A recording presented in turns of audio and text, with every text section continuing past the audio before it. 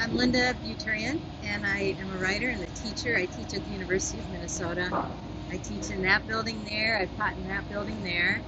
And I've designed courses at the undergraduate level that integrates water resource topics, specifically the Mississippi River. And I come at it from the humanities, but I bring in scientists or science and try to encourage students to have an applied experiential approach to learning. And that's inspired me over the last 18 years to integrate the river into my teaching and learning. And it's actually quite hard, and Michelle touched on this in her conversation too. It's this strange centrifugal force that keeps us in the buildings. And even structurally, if you look at how it's hard to get down to the river and then interact with the river. And yet it's this incredible global river that has an amazing past, a complex and troubled present, and an unknown future. And so how we can encourage our students, as well as ourselves, to interact with this remarkable river, in some ways participates in its future.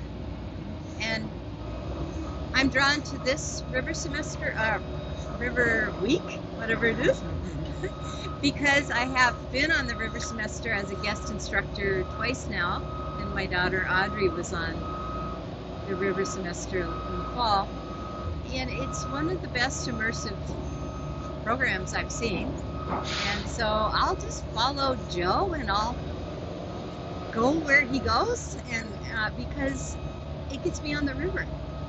And that's a really wonderful thing. I hope to integrate that, encourage more people from the U to do it. It's really wonderful to see that Michelle's HECUA students are integrating. And I just want to say too, I was listening to Sammy Rivera, she's a Ojibwe activist, and she was talking about using the word decolonize and wishing that we would only use the word decolonize when it's about indigenous issues.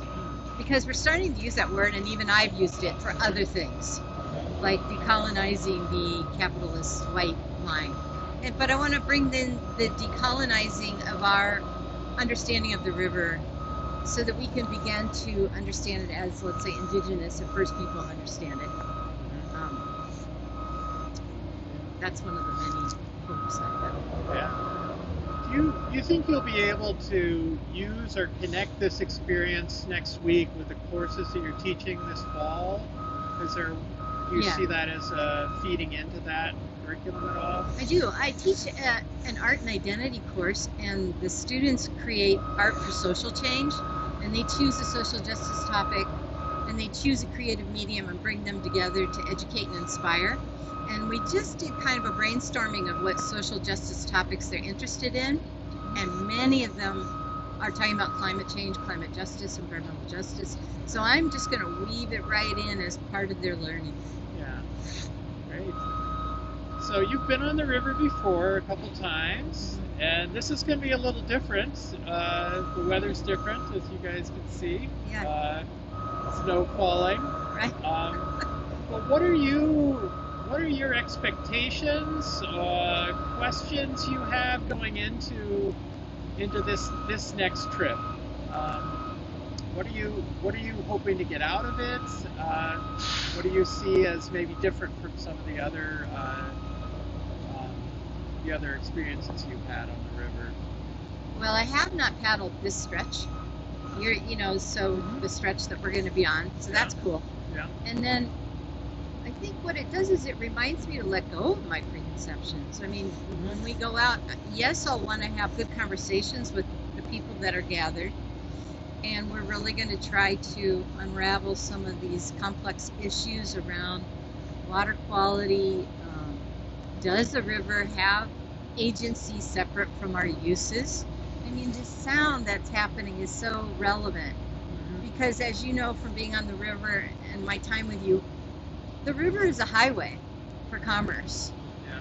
And as what emerged in the Anthropocene field stations the places where the river is going to take out some of that large structures, wealthy people want to use it for riverfront and for their purposes, and we really need to have agency in that and participate in saying, wait a minute, what's best for the river? What's best for this community that's right along that stretch of the river? So I don't know if I answered you, but I do think that something happens when we get on the river together that is kind of has some magic to it. And I welcome that. Yeah, yeah.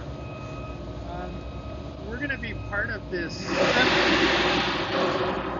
seminar on sensing, and that, of course, evokes lots of different ways to sort of connect with the river, both sensing obviously the noises we have around us, using our own senses to do that, making sense of the river, potentially thinking about the difference between our direct experience of the river, right, our direct embodied experience, which is something that's a key part of what we're doing, and how that contrasts with other people's experience of the river, maybe virtually or through the news or the media, that kind of thing.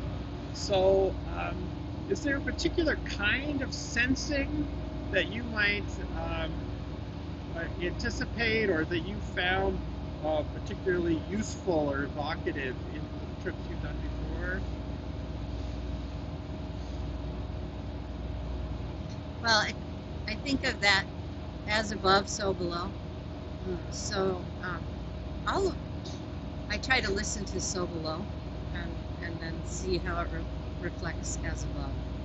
And you're capturing things with technology both below the water and above, and so I just want to look for that balance, as above, so below. And again, it's fascinating to me how it's hard to sense the river right now, especially in winter.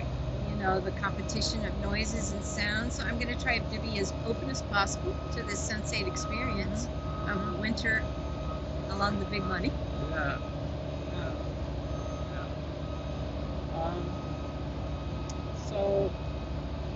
So yeah, I think just trying to think if there's another question to ask. Oh, you know, I just want to add too that you mentioned I've designed a course about the Mississippi River and other, well, they're international rivers. This is a global river, but I did design a study abroad along the Mekong River with my colleague Catherine Solheim. She's in family social science. So we spent time traveling along the Mekong River to look at the impact of globalization and climate change on cultures and ways of life. And then we did some tying together of students learning with the Mississippi River.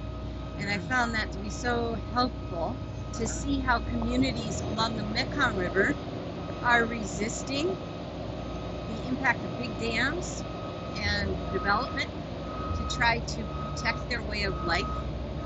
And it helps to get a perspective about what's happening here. As Michelle said, we love this river, but we love it in a nostalgic way. It's a backdrop. The students jog over it. We're proud to say that we're along the Mississippi River. But if we applied those intercultural concepts, yeah. I think that's a hawk. I think it is.